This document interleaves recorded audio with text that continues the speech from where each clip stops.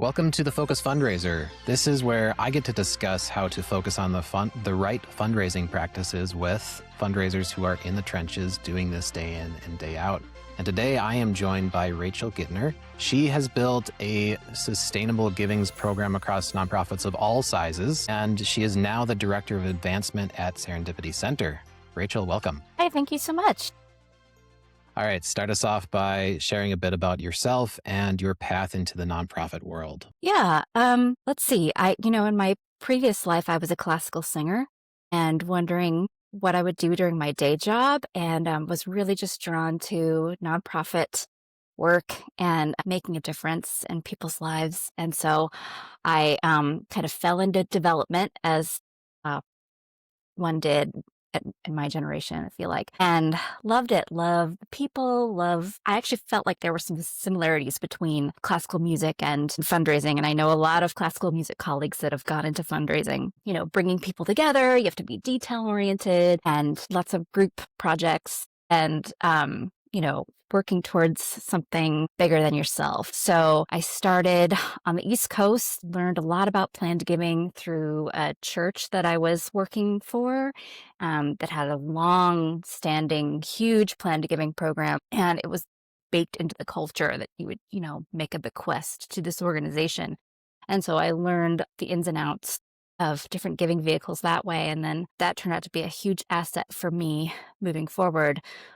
Especially when I moved to this coast, to the West Coast, where it seems like there wasn't quite as much, emphasis on estate planning and bequest giving when I was starting out here. And so I worked at OMSI and then was fortunate to land at Legacy Health for many years and ended up as their planned giving, their chief planned giving officer over all the foundations. And then during the pandemic, as one does, I did a 180 and landed in a small school for kids with behavior and mental health challenges in Southeast Portland. And I'm super happy to be there. I've been there for 4 years leading their development efforts. Awesome. Yeah. So you've worked across all these sectors, health, education. Mhm. Are there things that carry across all these different missions that have helped you succeed in fundraising? You talked about planned giving. Are there other pieces that have carried across? I mean, just donors are donors, and they care about things that touch their heart. And so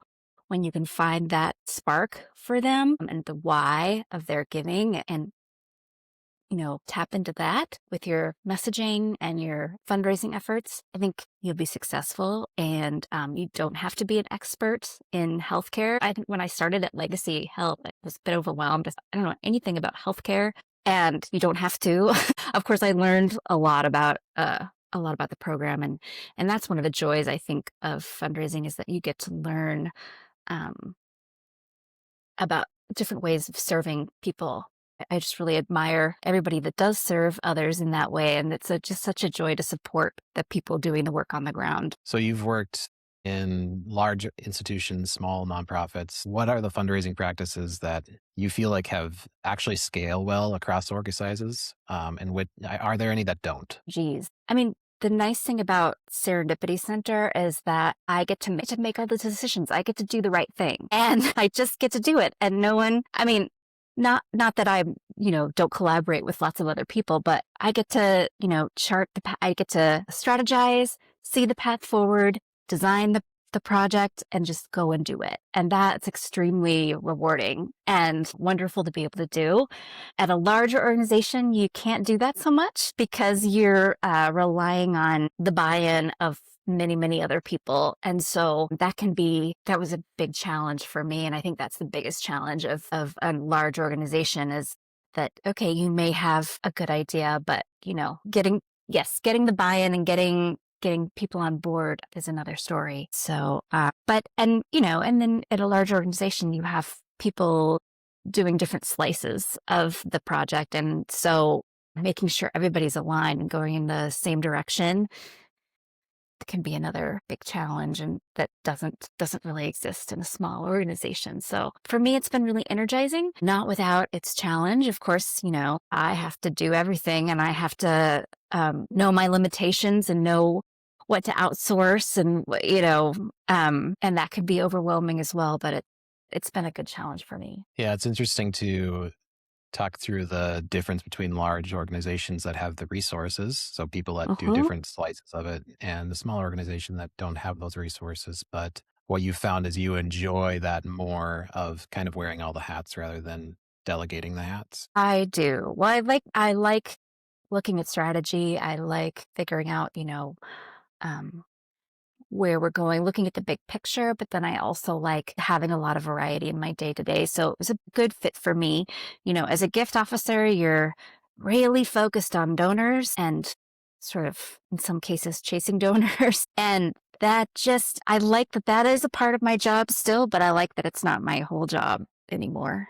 Uh, Well, let's talk about relationships. So that you mentioned that a bit. What are the strategies? Again, like you're using today, you used previously. Any strategies that you've found effective in turning local relationships into you know, I think being tenacious in a way, just people are so busy and in the beginning of my career, I felt like I was, I'd reach out and hear nothing, or I would reach out and, get a little trickle and then I'd reach out again. And I was chasing people. And at a certain point, I realized, let's focus on the people that are really, this is the right time for them. And they're really, they're interested in doing something now. I think, yeah, if you reach out and don't hear from someone, don't take it personally and just try again in a couple months, because maybe it'll be the right timing in a couple of months. Also, being really well connected to the program, I think is really important, because you have to have something to talk about, but you have to have a reason to reach out. And so, knowing what's going on with the program, telling those stories, even if it's just a little story, because if you've had a conversation with someone, a little bit about them, then you can tie something that's happening into the program in with their life. So, for instance, if someone is really passionate about, children's hospital or a certain department in the children's hospital, and something interesting is happening there, you can know, oh, I'm going to reach out to this person and let them know this, or if it's about a certain doctor or or a certain teacher, or well, this person is really interested in astronomy, and something interesting is happening with the astronomy department. That's kind of obvious, but I think a big piece of relationships is remembering what you talked about with someone and then going back to that thing. I think it builds trust when you could say, I remember when you told me XYZ. And I wanted to follow up on that, and that was 3 months ago. And I think that's impressive to people, and it shows that you care, and it shows that you're not just kind of, that you're listening. I think another thing that's really important is trust, doing what you say you're going to do when you say you're going to do it.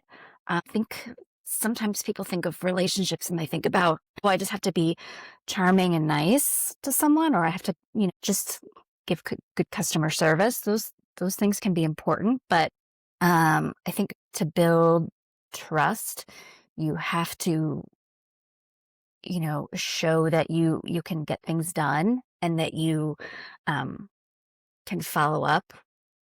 If you say you're going to follow up about something, do it. It's a way that you can gain trust. I think people are more likely to re-engage with you or keep engaging with you. You touched on something there of remembering past conversations so you can bring up details. How do you, unless you've got an eidetic memory of remembering everybody, how do you keep notes? How do you keep track of that with everything? The exact opposite. Famously have no memory. So I actually rely heavily on my donor database, and it actually is DonorDoc.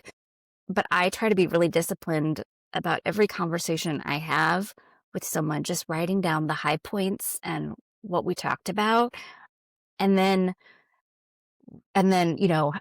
putting a follow-up in, always putting a follow-up of, in 3 weeks, I'm going to reach out to this person again, or I'm going to, in a month, I'm going to figure out if there's something related to X that I can talk to them about, if there's not a really clear follow-up that came out of the conversation. But so, yeah, I can't remember anything. And I actually prefer just to, write it down and get it out of my brain. So it feels like there's very little brain space in there, and I need to keep it on what's happening and not trying to be remembering, what I talked about yesterday or 3 weeks ago. So that's worked for me.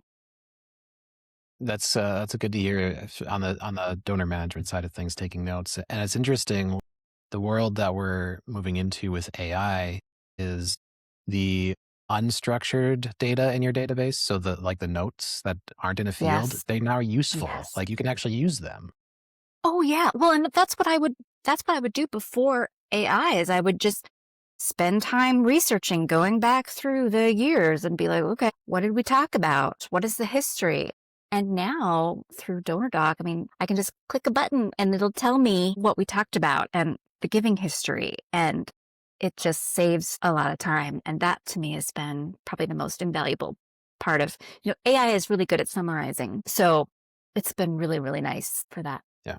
So you mentioned in the previous role you were in charge of planned giving, and that was a big piece of moving into your other pieces. So let's talk about planned giving, because it can be a scary topic for some fundraisers who maybe haven't brought it up before. What has been your approach to educating and asking for legacy gifts that feel natural, that empowers those givers? Yeah, it can be tricky. I understand the reluctance.